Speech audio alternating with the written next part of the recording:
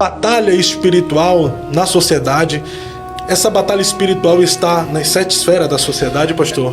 Na realidade foi feito um estudo, inclusive um estudo eclesiástico, que nominou que existem 7 tipos de esferas na sociedade. Então a gente pega aí essas 7 esferas, que é família, lar, você pega religião e igreja, você pega educação e escolas, política, que é o governo, mídia, que é comunicações, artes, entretenimento, esportes, e a última, economia, que vai envolver negócios, tecnologia, ciência, comércio. Então essas 7 esferas, existe uma batalha espiritual. Como que nós estávamos falando aqui com o nosso irmão Danilo, existe uma batalha espiritual em tudo aquilo que a gente faz. Inclusive, para a gente estar aqui num podcast como esse, existe uma batalha espiritual. Até porque o que a gente ensina, ele tem base bíblica, base na palavra. Então, já existe uma guerra espiritual para determinadas pessoas ouvirem determinados assuntos bíblicos. Então, tudo na vida tem uma batalha. Até no dia que você nasceu, teve uma batalha espiritual. Você sabia que na tradição judaica, os sábios judeus, eles dizem o seguinte: toda pessoa especial, quando nasce, é deslocado do mundo espiritual, vamos dizer assim, de uma dimensão, um anjo, uma lar, que a gente fala, para celebrar o nascimento daquela criança. Então, quando aquela criança nasce, aquele anjo celebra aquele nascimento. Mas, do mesmo modo, por haver uma movimentação espiritual desse determinado anjo, há um demônio, isso é uma tradição judaica, que observa aquela movimentação angelical.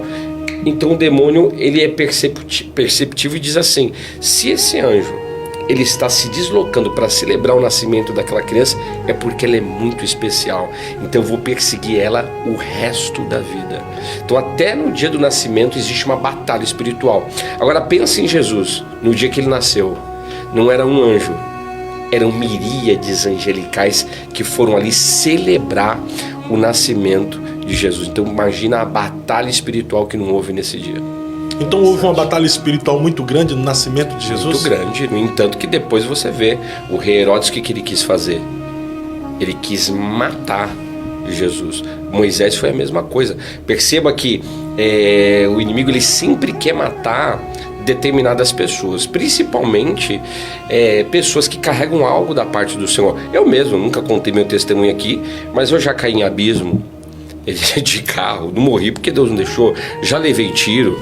Quer dizer, o inimigo, ele sabe daquilo que você carrega de alguma forma. Os demônios, biblicamente, eles sabem fragmentos do futuro. Então ele quer parar você. Existe um demônio, falando de batalha espiritual, que se chama demônios paralisadores. O que é esse demônio? Ele quer paralisar você nos inícios da vida. Pode perceber, hoje o seu podcast, ele está fluindo, ele está crescendo. Mas lembra quando você começou? Era uma guerra. Era uma batalha. Por quê? Porque existe um demônio que trabalha nos inícios. Início do casamento, início da família, início de ministério, início de um trabalho.